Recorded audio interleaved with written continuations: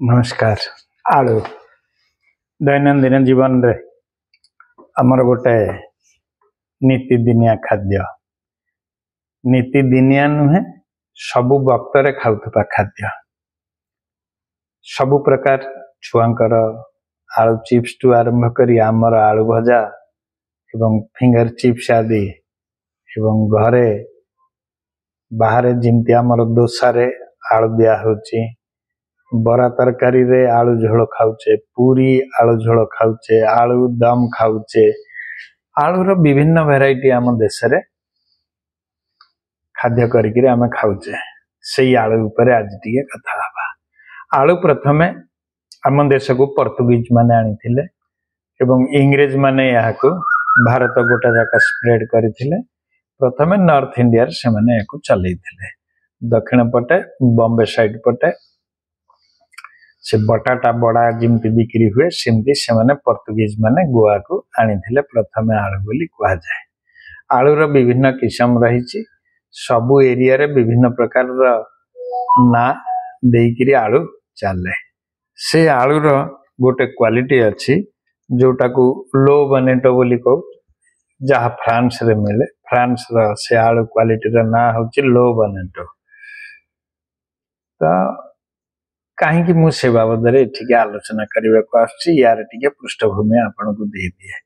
से आलू पाखापाखि किलो 50,000 रु 90,000 टंका पर्यंत बिक्री हुए किलो। एवं हेटा फ्रांस रे ही हुए। जिमती आम देश रे चाष बेसी मेशिन द्वारा होउनी, सेटा बिल्कुल मेशिन द्वारा ही हेई परिबनी। सेथिरे लोक लागिकिरी करबा को हुए। एवं से फ्रांस रा गोटे दीपरे हुए। से दीपटा पाखापाखि बहुत बड़,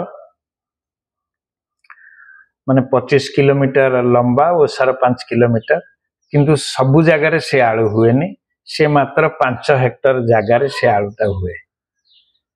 एवं लो बनेटो जो ये से जो फार्मर तांको प्रथमे करथिले चिन्ही गिरिस ताकू कहा जाए। तांको ना सम बनेटो थिला, तेनु करी से क्वालिटी रा ना लो बनेटो करा हैची। एटा फ्रांस रो ना।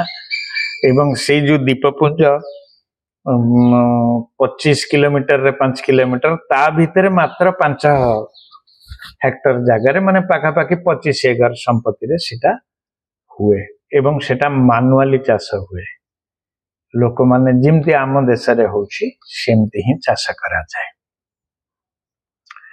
पाखापाखि से जो दीपपुंज रे 10,000 मेट्रिक टन आलू बाहरे, किंतु सेथुरु मात्र 100 टन होछि ए लो बनेटो। पाखापाखि 2 रु 2,500 लोक सेठी काम करंती। एवं एटा मे जून मास रे सेठी बाहरे एवं फेब्रुआरी मे रे मध्य यार चाष आरंभ होई थाए। किंतु मे जून रे ताकू खोला जाए।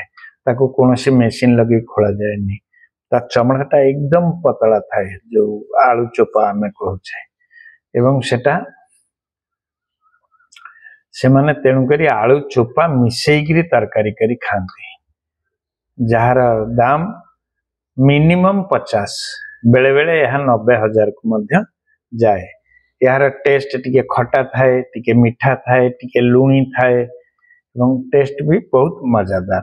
सेथिरे विटामिन सी एवं आपनकर प्रोटीन सबु आलू रे अछि, किंतु सेठी टिके विशेष मात्रा रे थाए। एवं जदि इमती हिसाब करंतु माने 100 टन माने पाखापाखि 1 लाख केजी। एक रे 5टा शून्य। एवं जदि 50,000 टंका नाखे हुए ताले 500 कोटी हे गला। 500 कोटी टंकार बिजनेस हुए से 100 टन आलू। तेणु करी 2,000-2,500 लोक सेठी वर्ष जाक लागी रहिबा बा 4-6 मास लागी रहिबा किछि विशेष क्षतिकारक नुहे। से आलू रो मजा हला, से आलूटा एकदम सॉफ्ट, एकदम सॉफ्ट। आम आलू भी सॉफ्ट, किंतु एटा आहुरी अलगा। एवं सेथिरे जो टिके अल्प खटा अंश रहे नेचुरल खटा अंश रहे सीटा लोकन को भल लगे ता सहित टिके लुणी थाए एवं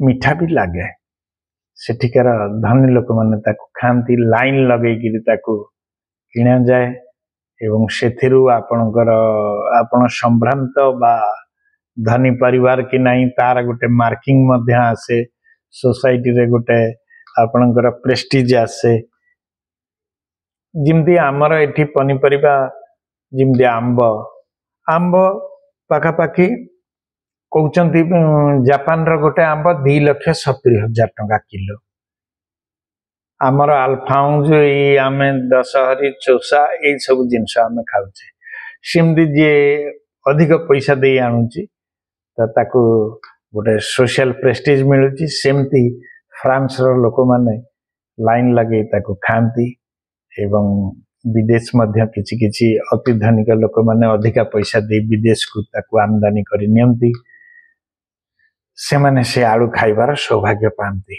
से आलूर टेस्ट होचे या कथा होचे या किंतु भगवान करंतु आम आड़े वर्तमान से आलू चाष करने चिंता करा जाउची देखा जाऊ सक्सेस होची ना नहीं अंग्रेज माने यहाँ जमती उत्तर भारत रे बढ़ाई साधारण आलू को आमको ये सेमती आलू आम देश रे चाष हो पारू बा ऑर्गेनिक वे रे सेठी जमती विदेशी बा सार किछि दिया जाएनि जैविक सार अनुसार सेठी काम हुए एवं से लुणी पवन टा ताकू से माटी टाकू बढ़िया बनाए तो सेमती आम देश रे से आलुटी आसी जदि चाष हब जदि भल हब ताहले आमे भी खाइबार सौभाग्य पाइबा देखा जाऊ कौन होउची वीडियोटी भल लगिले सब्सक्राइब करिवे लाइक डिसलाइक